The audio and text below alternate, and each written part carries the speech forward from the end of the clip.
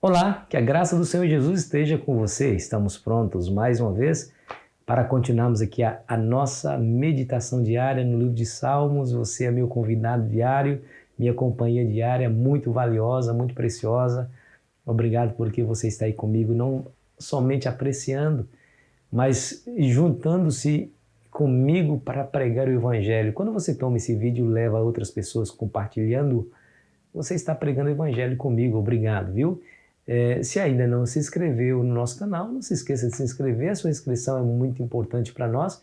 E ao final, se você gostou, não se esqueça de deixar o seu gostei. Promovendo o uso de salmos na oração.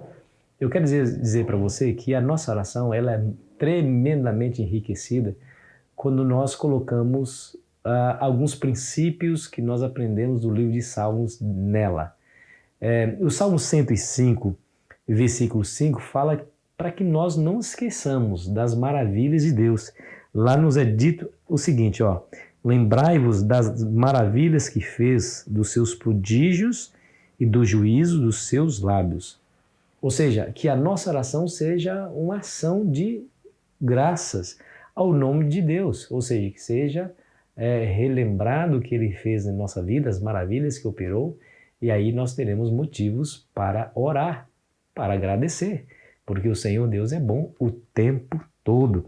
Ele agiu no passado, também age no presente e vai agir no futuro. Agora, um texto que me chama muita atenção é Colossenses 3, versículo 16, que nos diz assim, ó: habite ricamente em vós a palavra de Cristo, instruí-vos e aconselhai-vos mutualmente em toda a sabedoria, louvando a Deus com salmos e hinos e cânticos espirituais, com gratidão em vosso coração. O que me chama a atenção nesse texto é essa primeira parte: habite ricamente em vós a palavra de Cristo. Olha que interessante, ricamente a palavra de Deus deve estar aqui em nosso coração. Então, veja, a nossa oração pode ser enriquecida, a nossa experiência de comunhão pode ser enriquecida se nós mantivermos no nosso coração as palavras dos Salmos, por exemplo, né? Aí ele diz assim: louvando ao Senhor ou a Deus com salmos e hinos, com cânticos espirituais. Olha que coisa maravilhosa. Lá em Tiago capítulo 5, verso 13, você se lembra que está dizendo lá: se alguém entre vós está doente, faça orações. Se está alegre, cante louvores. Olha que interessante. Bom, como nós devemos ler os Salmos? Bom, deixa eu dizer uma coisa. Seria interessante eu e você buscar associar a nossa própria realidade, a nossa própria situação em que nós estamos vivendo, com aquela situação que estava vivendo o salmista naquele tempo. Esse exercício é muito proveitoso. Como que o salmista estava vivendo? O que lhe motivou a falar o que falou ou a fazer a determinada oração? Você vai ver que se você associar a sua situação atual com o que estava vivendo o salmista naquele tempo, você vai se surpreender como que há muitas correspondências com o que nós estamos vivendo no presente, com o que eles viveram no passado. Seria interessante também você ler os salmos de maneira temática, por exemplo, de acordo com a sua situação em que você esteja vivendo. Se você conseguir identificar quais são os salmos de lamento, quais são os salmos de ação de graça, de hinos, penitenciais, sabedoria, né? Pedindo a Deus sabedoria e orientação, os salmos históricos, os salmos de ira e raiva também tem. Salmos de ira e raiva lá, salmos de peregrinação. Se você saber identificar quais são os salmos dentro dessa categoria, e se você porventura estiver vivendo dentro dessa categoria, você pode usar os salmos. Por exemplo, ações de graça. Você pode usar esses salmos ou usar os princípios aprendidos nesse salmo na sua oração para agradecer as bênçãos que Deus tem derramado na sua vida. Salmos de lamento. Poxa vida, você está vivendo uma situação triste, angustiosa, você está sofrendo, você pode usar o salmo de lamento para enriquecer a sua experiência de devoção com o Senhor. Você também precisa pedir conselhos a Deus, então use os salmos de sabedoria. Você está irado com alguma coisa, com alguém, e você está decepcionado, profundamente decepcionado, você pode usar os salmos de ira e raiva. Se você está em uma viagem, você pode usar também os salmos de peregrinação. Bom, você também pode ler os salmos, primeiramente, fazendo aí uma reflexão simples.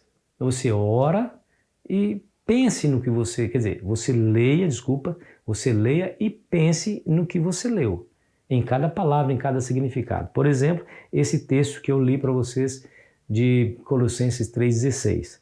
Habite ricamente em vós a palavra de Cristo, instruindo-vos, aconselhando-vos mutuamente em toda sabedoria, louvando a Deus com salmos, hinos e cânticos espirituais. Se você lê corriqueiramente assim, é possível que algum detalhe lhe passe, sem que você perceba. Aí se você olhar novamente, refletir sobre cada frase, aí você começa a entender a profundidade do pensamento. Primeiro, habite ricamente. Olha só, não é habitar, não é somente ter a palavra de Deus dentro de nós, mas que ela habite ricamente dentro de nós. Olha que reflexão você está fazendo. A mesma coisa você pode fazer com salmos. Primeiro, leia cada salmo fazendo uma simples reflexão e depois você ora acerca do que você aprendeu. Por exemplo, esse texto que eu dei como exemplo. Senhor, me ajude, essa deveria ser a oração. Senhor, me ajude, porque eu preciso que a tua palavra habite ricamente, abundantemente em meu coração. Lá no Salmo 119, o versículo 11 nos diz assim, escondi a tua palavra no meu coração para não pecar contra ti. Então, para você fazer essa reflexão, você tem que levar em consideração algumas análises, algumas perguntas que você precisa fazer ao texto. Qual foi o modo como o salmista se dirigiu a Deus nesse salmo? Como que ele se dirige?